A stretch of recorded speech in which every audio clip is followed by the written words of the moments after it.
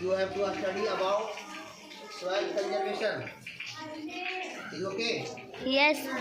मिट्टी की संरक्षण या मिट्टी की बचाव कैसे होती है? सॉइल कंजर्वेशन क्या है?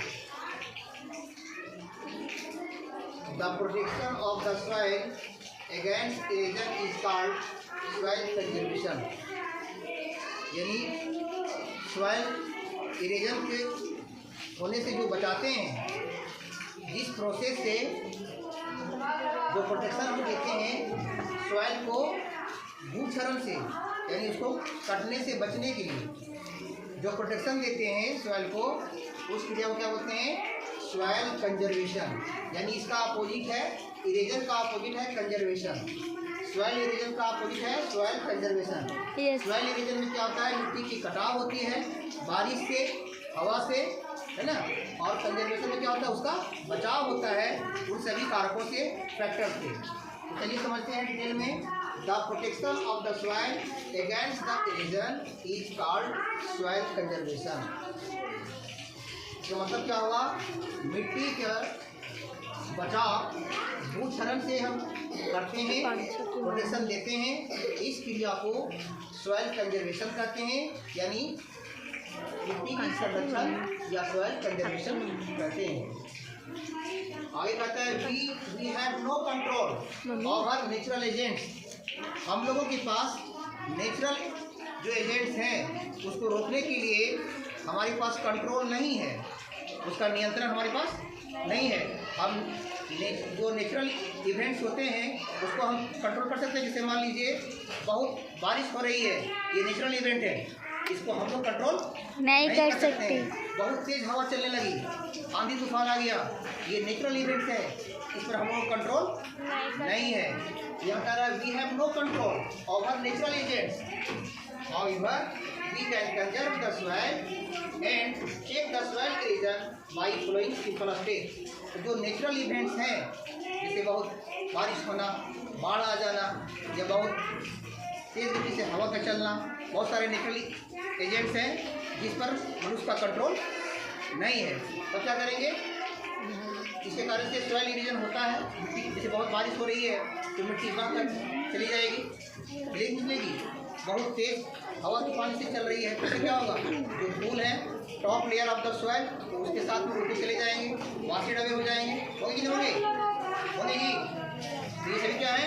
नेचुरल इवेंट्स हैं, प्राकृतिक घटनाएं हैं, इस पर मनुष्य का कंट्रोल नहीं है। लेकिन we have no control over natural agents, however we can conserve the soil and check soil erosion by following step. इसलिए जब नेचुरल इवेंट्स पर हम लोग का कंट्रोल नहीं है तो हम लोग कैसे कंट्रोल करेंगे? कुछ स्टेप हैं जिसे फॉलो करके उसे हम लोग सॉइल कंजर्वेशन यानी मिट्टी की कटाव को बचाया जा सकता है। वो स्टेप क्या है? पहला स्टेप है प्लांटिंग ट्री, यानी ज़्यादा से ज़्यादा पेड़ पौधों को लगाने से ये सॉइल इरोजन को रोका जा सकता है। अब ज़्यादा से ज़्यादा पेड़ लगाएंगे तो क्या होगा? जितने ज़्यादा आप पेड़ लगाएंगे तो पेड़ पौधे क्या करते हैं? वो सॉइल को होल्ड करके रखते हैं, उनके जो रूट होते हैं वो सॉइल को जकड़ के रखते हैं, पकड़ के रखते हैं, होल्ड करते हैं। इसे तेज़ बारिश होने के बाद भी क्या होता है? मिट्टी बहते नहीं है। इसलिए पहला स्टेप आपका है सॉइल इरोजन, सॉइल कंजर्वेशन में मिट्टी की कटाव को रोकने के लिए वो है प्लांटिंग ट्री, ज़्यादा से ज़्यादा पेड़ लगाना। दूसरा है ट्रेस फार्मिंग, इसे आप डिटेल में बुक के माध्यम से भी आपको समझाया जाएगा। ट्रेस फार्मिंग क्या होता है?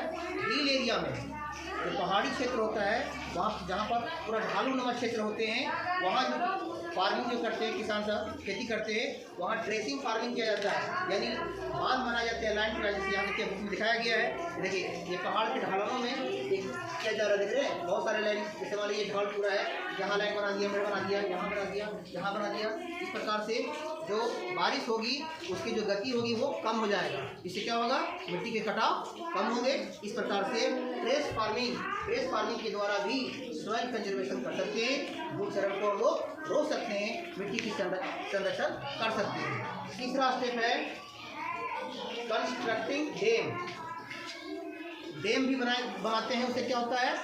जो एक्स्ट्रा जो बारिश का जो पानी है वो डैम में क्या होता है? रुकता है, तो उसका जो गति है जैसे मान लीजिए बहुत तेज गति से बह रहा है पानी, तो डैम बना हुआ क्या वहाँ से रुकेगा, तो आगे डैम के बाद जो पानी जो आगे की ओर जो बहेगा उसका होगा, उसका स्पीड कम हो जाएगा।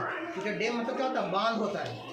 बांध बनाने से नदी में जो हाई स्पीड से जो बारिश का पानी से जो आगे की ओर बढ़ रही है वो क्या होगा, उसका स्पीड कम हो जाएगा। तो ये आप कंस्ट्रक्टिव डैम यानी डैम का निर्माण करके भी हम लोग सॉइल कंजर्वेशन को कर सकते हैं, यानी भूक्षरण को रोक सकते हैं। एक लास्ट है स्टॉपिंग ओवर ग्राजिंग। ग्राजिंग समझते हैं आप लोग? ग्राज मीन्स क्या होता है, ग्राज से ही बना है ग्राजिंग, ये वर्ब है। ग्राज मीन्स होता है घास चरना। घास कौन चरते हैं, जानवर सब, है ना। जो हार्बीवोरस एनिमल्स हैं वो घास चरते हैं, उसको बोलते हैं ग्राजिंग करना, है ना। जैसे काव, गॉट, बफलो, ये सब ग्राजिंग एनिमल्स हैं, घास चरते हैं, खाते हैं। तो ओवर ग्राजिंग, स्टॉप ओवर ग्राजिंग, अगर एक ही जगह पर एक ही क्षेत्र में, जैसे मान लीजिए घास का एरिया है, मैदान है, फील्ड है, उसी एरिया में बहुत सारे मवेशी, बहुत सारे जानवर एक ही जगह पर डेली अगर वहाँ चरेंगे, ग्राजिंग करेंगे तो क्या होगा, वहाँ पर घास खत्म हो जाएगा, ये हुआ खत्म।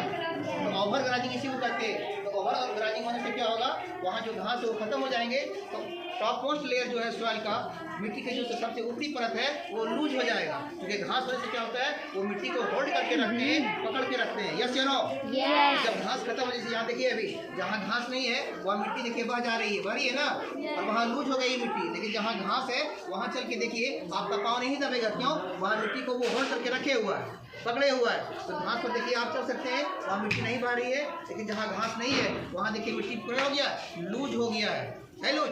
इस प्रकार से ओवर ग्राजिंग यानी एक ही जगह पर ज़्यादा मवेशियों को चराने से क्या होता है, वहाँ घास खत्म हो जाते हैं। इस प्रकार की ये स्टेप यदि आप फॉलो करते हैं, planting tree, race farming, constructor dam और स्टॉप ओवर ग्राजिंग, क्या कर सकते हैं, सॉइल कंजर्वेशन आप कर सकते हैं। मिट्टी के संरक्षण, मिट्टी को कटने से आप बचा सकते हैं। अंडरस्टैंड? Yes sir. तो आप लोग को उम्मीद है आप लोग को ये समझ में आया होगा कि सॉइल कंजर्वेशन कैसे होता है, मिट्टी का बचाव बढ़ने से कैसे किया जाता है। Thank you. इसी के साथ ही आपका चैप्टर यहीं समाप्त होता है और आपका होमवर्क यहीं से स्टार्ट होता है।